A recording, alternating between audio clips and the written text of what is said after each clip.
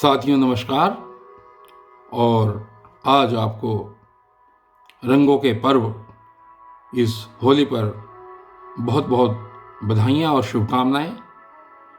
और कल आपने वीडियो में ये सुना था कि श्री कृष्ण जी अर्जुन को ये समझा रहे हैं, ये कह रहे हैं कि समस्त कर्म प्रकृति के गुणों द्वारा किए जाते हैं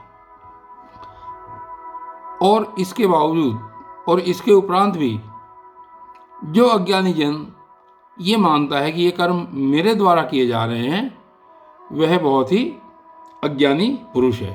अज्ञानी पुरुष मैं करता हूँ ऐसा मानता है। और इसके बाद उन्होंने फिर ये बताया कि हे अर्जुन, गुण विभाग और कर्म विभाग के जानने वाले जो योगी जन हैं, वो सर्व कर्म, सब प्रकार के कर्म प्रकृति के द्वारा किए जाते हैं।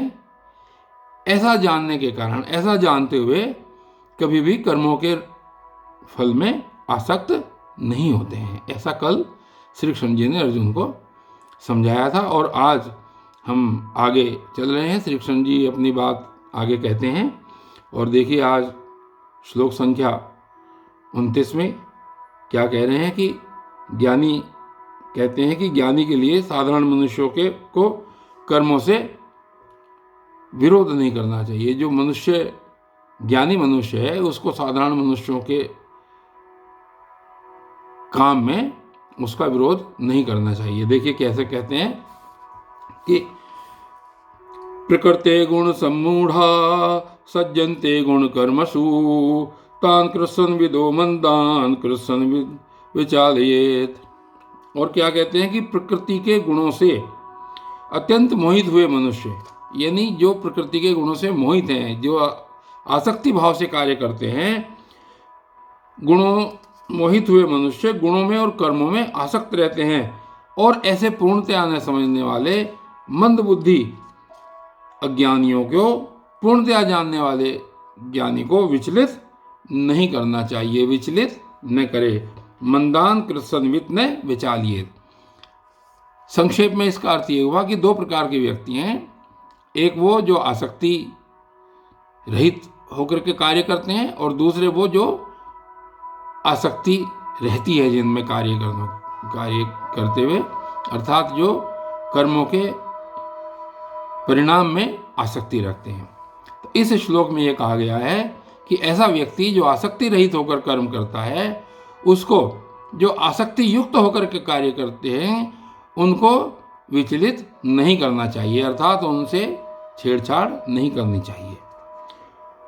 और आगे क्या कहते हैं कि आगे कहते हैं कि सारे आशा और ममता इत्यादि को छोड़ करके भगवत अर्पण करने से, यानी सारे कार्य भगवान को अर्पण करके करने चाहिए। ऐसा करते हुए आगे देखिए क्या कहते हैं श्लोक संख्या 30 में, मयि सर्वाणि कर्माणि सन्न्यस्याध्यात्म चेतसाः निराशी निर्ममो भूत्वा युध्यस्व विगत ज्वरः। और क्या कहते हैं कि मुझ आत्म चेतसा, अध्यात्म चेतसा, यानी कि मुझ अंतर्यामी परमात्मा में लगे हुए चित्त द्वारा संपूर्ण कर्मों को मुझ में अर्पण करके आशा रहित, ममता रहित, यानी कि जितने कर्म आपके द्वारा किए जा रहे हैं उन सबको आप किसको अर्पण कर दो?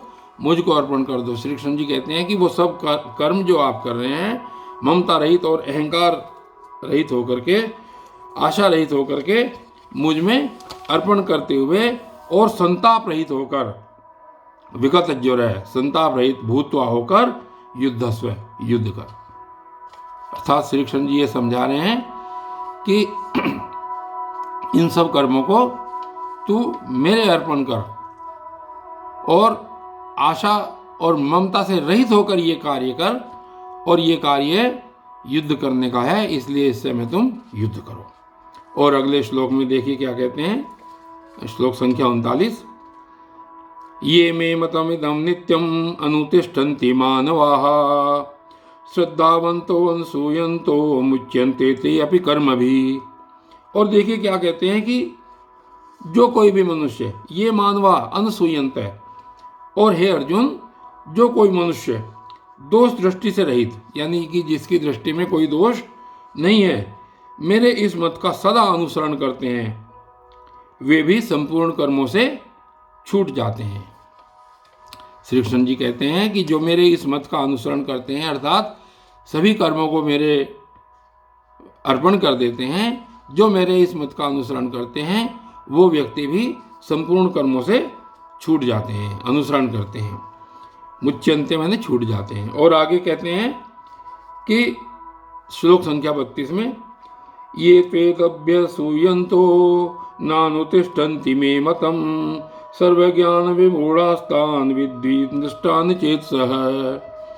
और परंतु जो मनुष्य मुझ में दोषारोपण करते हुए, यानी कि जो मनुष्य मेरे अंदर दोष देखते हैं, कुछ लोग तो ऐसे हैं कि जो अपने सब कर्म मुझको अर्पण करके कार्य करते हैं और मेरे मार्ग का अनुसरण करते हैं, लेकिन कुछ लोग ऐसे हैं कि जो मेरे अंदर दोषारोपण करते हुए, अभ्यसूयन्त दोषारोपण करते हुए मेरे इस मत के अनुसार नहीं चलते, उन मूर्खों को तू संपूर्ण ज्ञानों में मोहित हुए और नष्ट हुए ही समझ। यानी कि वो लोग एक प्रकार से नष्ट हो चुके हैं। ऐसे व्यक्ति जो मुझे मेरे अंदर दोषारोपण करते हैं, मुझे दोषारोपित करते हैं, ऐसे लोग, उनको तू एक प्रकार से संपूर्ण ज्ञानों में मोहित और नष्ट हुए ही समझ।